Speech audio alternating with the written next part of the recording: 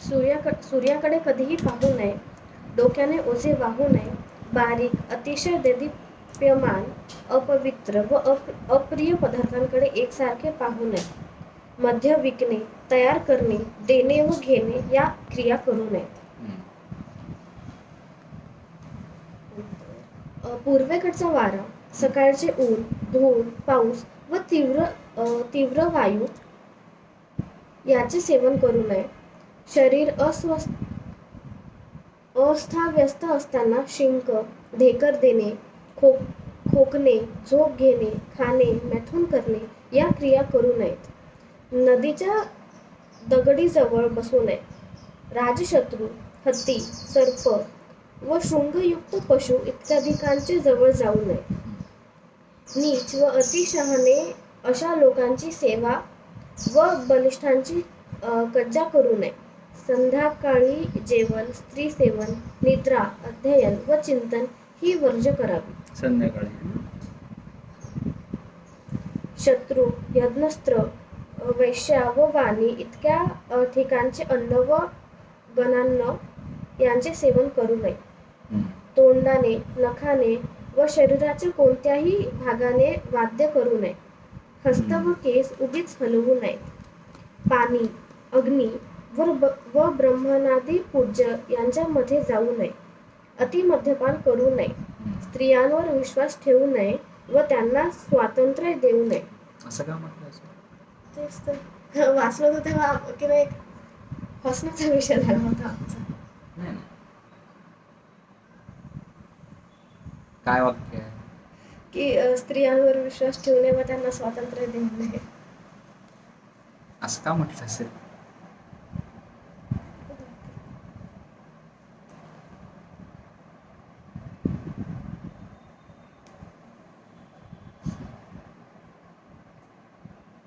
काय वाटतं?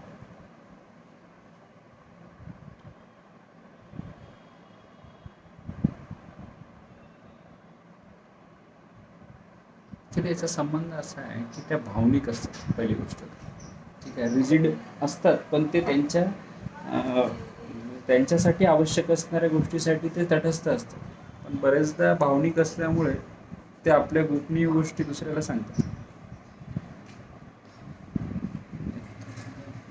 आता ग्रंथकारांनी लिहिलं त्यात काहीतरी जबरदस्त पॉइंट असेल. ठीक आहे, फार स्वातंत्र्य देऊ नये याच्या मागचा अर्थ असा नाही आहे की त्यांना दाबून ठेवा. पहिली गोष्ट अंडर कंट्रोल ठेवा असं नाही. स्वातंत्र्य देऊ नये याचा अर्थ असा आहे की त्यांना त्यांच्या मनासारखी प्रत्येक गोष्ट करण्याचं जे मुभा आहे ती देऊ नये. कारण की त्यांचं स्त्रीत्व रक्षण हे जे आहे हे सगळ्यात मोठी बाब आहे. कारण की तुम्ही पाहिलं असेल की सगळ्यात जास्त भांडणं किंवा वाद किंवा युद्ध होण्याचे मूळ कारण कुठल्या तरी पद्धतीने एकतर स्त्रियांच्या बाबतीत झालेली एखादी घटना आणि त्याच्यानंतर वाद होता.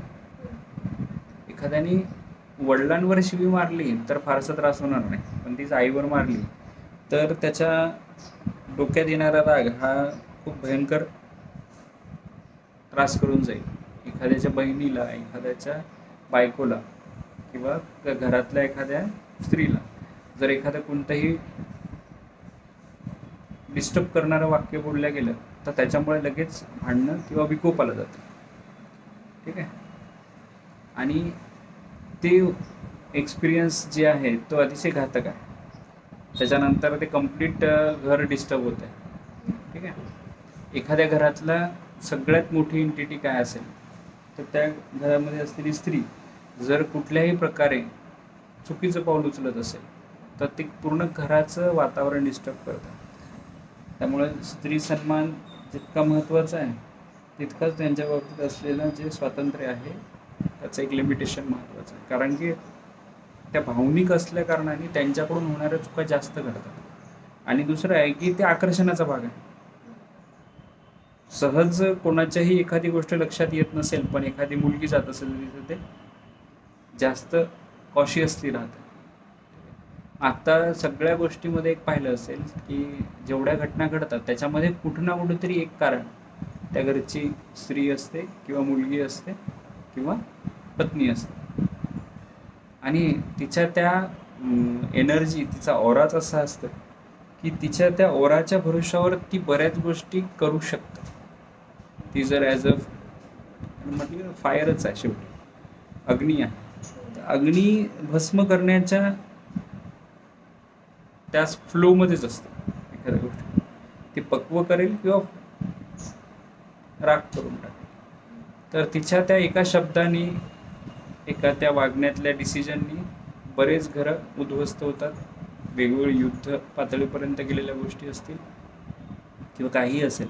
तर स्त्रियांच्या बाबतीत ही गोष्ट, पुरुषांच्या बाबतीत एखादी गोष्ट झाली तर ते त्यांच्या बॅलन्स बुद्धिमत्तेने किंवा त्यांच्या वागण्याच्या वृत्तीमध्ये ते त्यांचा अपमान सहन करू शकतील. कारण की पुरुष जेवढा अपमान सहन करू शकतात तेवढा बायका अपमान सहन नाही करू शकत, आणि बायकांचा अपमान पुरुष सहन नाही करू शकत. तर त्याच्यामुळे मग जास्तीत जास्त युद्ध पातळीवर जाणाऱ्या सगळ्या गोष्टी जे असतात ना, ते त्यांच्या त्या स्त्रियांच्या बाबतीत असलेल्या एक स्वाभिमान म्हणून किंवा घराची व्यक्ती आहे किंवा त्याच्यावर सगळं काहीतरी घरकी इज्जत असा जे शब्द वापरले जातात ते त्याचमुळे असेल कदाचित, की तिथे डायरेक्टली संबंध जे आहे त्या घराच्या काय म्हणतात त्याला आत्मसन्मान है ना शी संबंधित येते.